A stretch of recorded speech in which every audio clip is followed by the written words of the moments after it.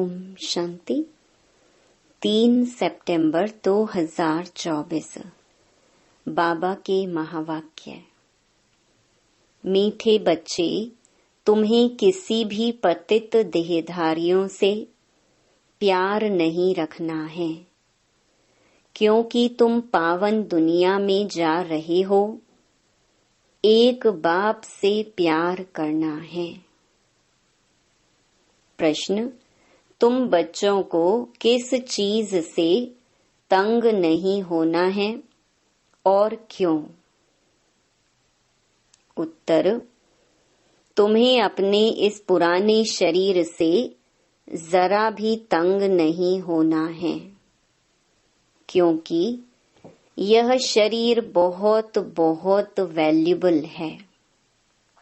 आत्मा इस शरीर में बैठ बाप को याद करके बहुत बड़ी लॉटरी ले रही है। बाप की याद में रहेंगे तो खुशी की खुराक मिलती रहेगी। ओम शांति। मीठे मीठे रूहानी बच्चे, अब दूर देश के रहने वाले फिर दूर देश के पैसेंजर्स हो। हम आत्माएं हैं और अभी बहुत दूर देश जाने का पुरुषार्थ कर रहे हैं। यह सिर्फ तुम बच्चे ही जानते हो कि हम आत्माएं दूर देश की रहने वाली हैं और दूर देश में रहने वाले बाप को भी बुलाते हैं कि आकर के हमको भी वहां दूर देश में ले जाओ। अब दूर देश का रहने वाला बाप तुम बच्चों को वहां ले जाते हैं। तुम रूहानी पैसेंजर्स हो, क्योंकि इस शरीर के साथ हो ना। रूह ही ट्रैवलिंग करेगी, शरीर तो यहाँ ही छोड़ देगी। बाकी रूह ही ट्रैवलिंग यात्रा करेगी। रूह कहाँ जाएगी? अपने रूहानी दुनिया में। यह है जिस्मानी दुनिया, वह है रूहानी दुनिया।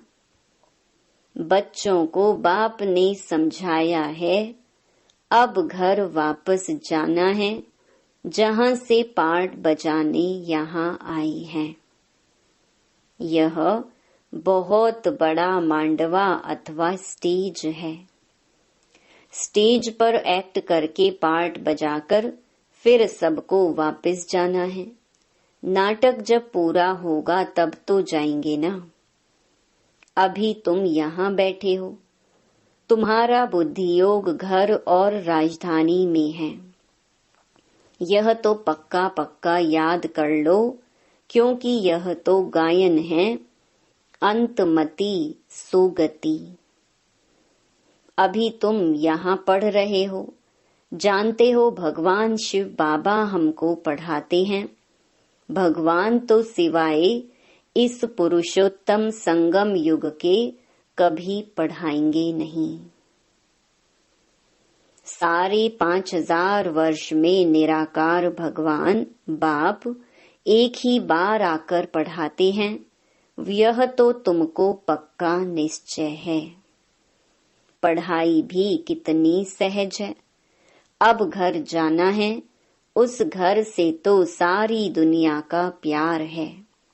मुक्ति धाम में जाना तो सब चाहते हैं, परंतु उसका भी अर्थ नहीं समझते हैं।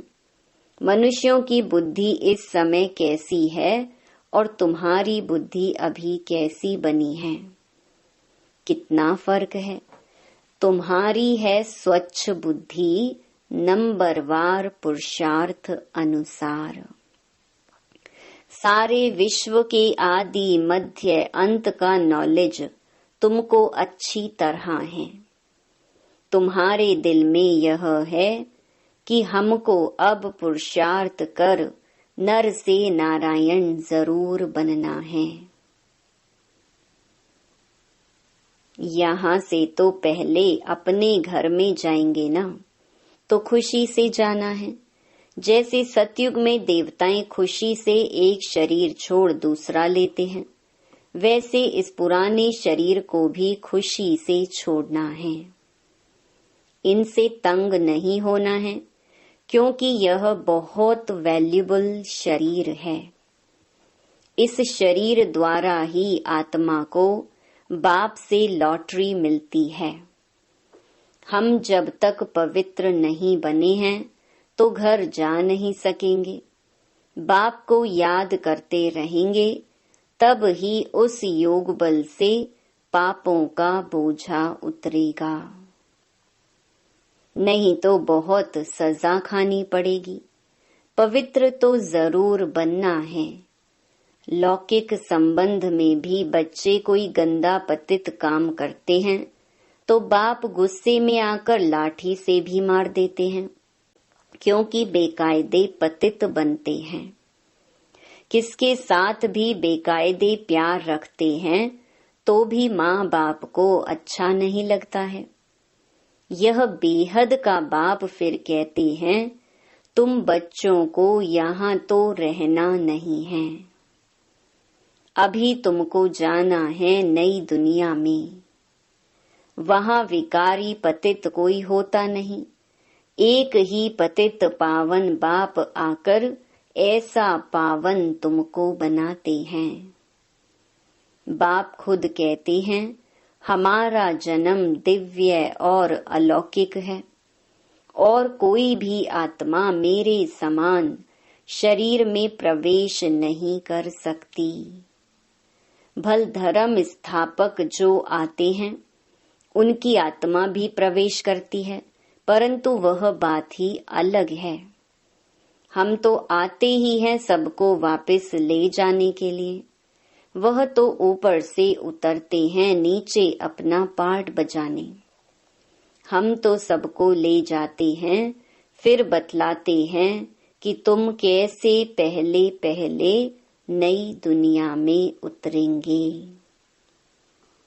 उस नई दुनिया सतयुग में बगुला कोई भी होता नहीं।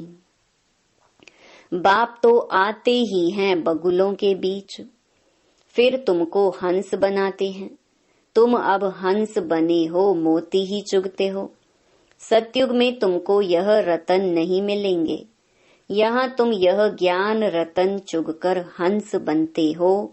बगुले से तुम हंस कैसे बनते हो, यह बाप बैठ समझाते हैं। अभी तुमको हंस बनाते हैं। देवताओं को हंस, असुरों को बगुला कहेंगे। अभी तुम किचड़ा छुड़ाए मोती चुगाते हो। तुमको ही पद्मा पदम भाग्यशाली कहते हैं। तुम्हारे पैर में छापा लगता है पद्मों का। शिव बाबा को तो पांव है नहीं जो पदम हो सके, वह तो तुमको पद्मा पदम भाग्यशाली बनाते हैं। बाप कहते हैं, मैं तुमको विश्व का मालिक बनाने आया हूँ। यह सब बातें अच्छी रीति समझने की हैं। मनुष्य यह तो समझते हैं ना स्वर्ग था, परंतु कब था फिर कैसे होगा वह पता नहीं है। तुम बच्चे अभी रोशनी में आए हो, वह सब हैं अंधियारे में। यह लक्ष्मी नारायण विश्व के मालिक कब कैसे बने यह पता ही नहीं है। 5000 वर्ष की बात है। बाप बैठकर समझाते हैं, जैसे तुम आते हो पार्ट बजाने, वैसे मैं भी आता हूँ। तुम निमंत्रण देकर बुलाते हो, हे बाबा हम पतितों को आकर पावन बनाओ। और किसको भी ऐसे कभी नहीं कहेंगे। अपने धर्म स्थापक को भी ऐसे नहीं कहेंगे कि आकर सबको पावन बनाओ। क्राइस्ट अथवा बुद्ध को थोड़े ही पतित पावन कहेंगे। गुरु वह जो सद्गति करे, वह तो आते हैं, उनके पिछाड़ी सबको नीचे उतरना है। यहाँ से वापस जाने का रास्ता बतलाने वाला सर्व का सद्गति करने वाला अकाल मूरत एक ही बाप है। वास्तव में सतगुरु अक्षर ही राइट है। तुम सबसे राइट अक्षर फिर भी सिख लोग बोलते हैं, बड़ी बड़ी आवाज से कहते हैं सतगुरु अकाल, बड़ी जोर से धुन लगाते हैं। सतगुरु अकाल मूरत कहते हैं। मूरत ही नहीं हो तो वह फिर सतगुरु कैसे बनेंगे, सदगति कैसे देंगे। वह सतगुरु स्वयं ही आकर अपना परिचय देते हैं, मैं तुम्हारे मिसल जन्म नहीं लेता हूँ। और तो सब शरीरधारी बैठ सुनाते हैं, तुमको अशरीरी रूहानी बाप बैठ समझाते हैं। रात दिन का फर्क है। इस समय मनुष्य जो कुछ करते हैं वह रॉन्ग ही करते हैं, क्योंकि रावण की मत पर है ना। हर एक में 5 विकार हैं। अभी रावण राज्य है, यह बातें डिटेल में बाप बैठ समझाते हैं। नहीं तो सारी दुनिया के चक्कर का मालूम कैसे पड़े। यह चक्र कैसे फिरता है मालूम पड़ना चाहिए ना। यह भी तुम नहीं कहते हो कि बाबा समझाओ, आपे ही बाप समझाते रहते हैं, तुमको एक भी प्रश्न पूछने का नहीं रहता। भगवान तो बाप है, बाप का काम है सब कुछ आपे ही सुनाना, आपे ही सब कुछ करना। बच्चों को स्कूल में बाप आपे ही बिठाते हैं, नौकरी पर लगाते हैं, फिर उनको कहते हैं 60 वर्ष बाद यह सब छोड़ भगवान का भजन करना, वेद शास्त्र आदि पढ़ना, पूजा करना। तुम आधा कल्प पुजारी बने, फिर आधा कल्प के लिए पूज्य बनते हो। पवित्र कैसे बनो उनके लिए कितना सहज समझाया जाता है। फिर भक्ति बिल्कुल छूट जाती है। वह सब भक्ति कर रहे हैं, तुम ज्ञान ले रहे हो। वह रात में है, तुम दिन में जाते हो, अर्थात स्वर्ग में। गीता में लिखा हुआ है मन मना भव, यह अक्षर तो मशहूर है। गीता पढ़ने वाले समझ सकते हैं, बहुत सहज लिखा हुआ है। सारी आयु गीता पढ़ते आए हैं, कुछ भी नहीं समझते। अब वही गीता का भगवान बैठ सिखलाते हैं तो पतित से पावन बन जाते हैं। अभी हम भगवान से गीता सुनते हैं, फिर औरों को सुनाते हैं, पावन बनते हैं। बाप के महावाक्य है ना, यह है वही सहज राजयोग। मनुष्य कितने अंधश्रद्धा में डूबे हुए हैं। तुम्हारी तो बात ही नहीं सुनते हैं। ड्रामा अनुसार उन्हों की भी जब तकदीर खुले तब ही आ सके तुम्हारे पास। तुम्हारे जैसी तकदीर और कोई धर्म वालों की नहीं होती। बाप ने समझाया है, यह तुम्हारा देवी देवता धर्म बहुत सुख देने वाला है। तुम भी समझते हो, बाप ठीक कहते हैं। शास्त्रों में तो वहाँ भी कंस रावण आदि बैठ दिखाए हैं। वहाँ के सुख का तो कोई को पता ही नहीं है। बल देवताओं को पूजते हैं, परंतु बुद्धि में कुछ नहीं बैठता। अब बाप कहते हैं, बच्चे मुझे याद करते हो। ऐसे कभी सुना कि बाप बच्चे को कहे कि तुम मुझे याद करो? लौकिक बाप कभी ऐसे याद कराने का पुरुषार्थ कराते हैं क्या? यह बेहद का बाप बैठ समझाते हैं, तुम सारे विश्व के आदि मध्य अंत को जानकर चक्रवर्ती राजा बन जाएंगे। पहले तुम जाएंगे घर, फिर आना है पाटधारी बनकर। अभी किसको भी पता नहीं पड़ेगा कि यह नई आत्मा है या पुरानी आत्मा है। नई आत्मा का नामाचार जरूर होता है, अभी भी देखो कोई कोई का कितना नामाचार होता है। मनुष्य ढेर आ जाते हैं, बैठे बैठे अनायास ही आ जाते हैं, तो वह प्रभाव पड़ता है। बाबा भी इसमें अनायास ही आते हैं, तो वह प्रभाव पड़ता है। वह भी नई आत्मा आती है तो पुरानों पर प्रभाव होता है। टाल टालियां निकलती जाती हैं तो उनकी महिमा होती है। किसको पता नहीं रहता है कि इनका नामाचार क्यों है। नई आत्मा होने से उनमें कशिश होती है। अभी तो देखो कितने ढेर झूठे भगवान बन गए हैं। इसलिए गायन है, सच की बेड़ी हिलती डुलती है लेकिन डूबती नहीं है।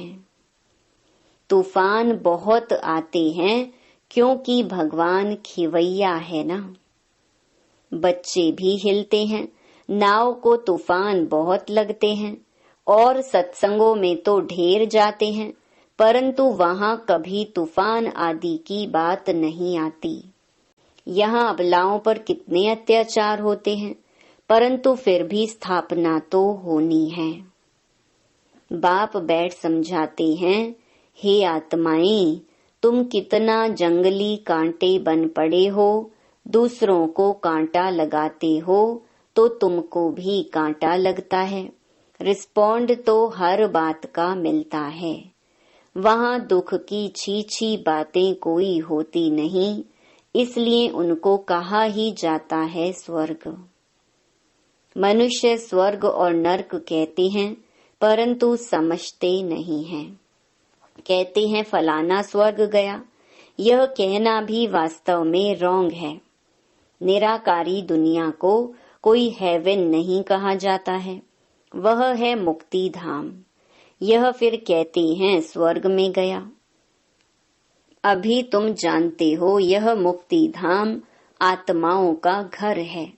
जैसे यहाँ घर होते हैं, भक्ति मार्ग में जो बहुत धनवान होते हैं तो कितने ऊंचे मंदिर बनाते हैं। शिव का मंदिर देखो कैसे बनाया हुआ है। लक्ष्मी नारायण का भी मंदिर बनाते हैं तो सच्चे जेवर आदि कितने होते हैं, बहुत धन रहता है। अभी तो झूठा हो गया है। तुम भी आगे कितने सच्चे जेवर पहनते थे, अभी तो गवर्नमेंट के डर से सच्चा छिपाए झूठ पहनते रहते हैं। वहाँ तो है सच ही सच, झूठा कुछ भी होता नहीं। यहाँ सच्चा होते भी छिपाकर रख देते हैं। दिन प्रतिदिन सोना महंगा होता रहता है, वहाँ तो है ही स्वर्ग। तुमको सब कुछ नया मिलेगा। नई दुनिया में सब कुछ नया, अक्की चार माना अथाह धन था। अभी तो देखो हर एक चीज कितनी महंगी हो गई है। अभी तुम बच्चों को मूल वतन से लेकर सब राज समझाया है। मूल वतन का राज बाप बिगर कौन समझाएंगे। तुमको भी फिर टीचर बनना है। गृहस्थ व्यवहार में भी भल रहो, कमल फूल समान पवित्र रहो। औरों को भी आप समान बनाएंगे तो बहुत ऊंच पद पा सकते हैं। यहाँ रहने वालों से भी वह ऊंच पद पा सकते हैं। नंबरवार तो है ही, बाहर में रहते हुए भी विजय माला में पिरो सकते हैं। हफ्ते का कोर्स ले फिर भल विलायत में जाएं, वह कहाँ भी जाएं। सारी दुनिया को भी मैसेज मिलना है, बाप आई हैं, सिर्फ कहते हैं माँ में कम याद करो। वह बाप ही लिबरेटर है, गाइड है। वहाँ तुम जाएंगे तो अखबार में भी बहुत नाम हो जाएगा।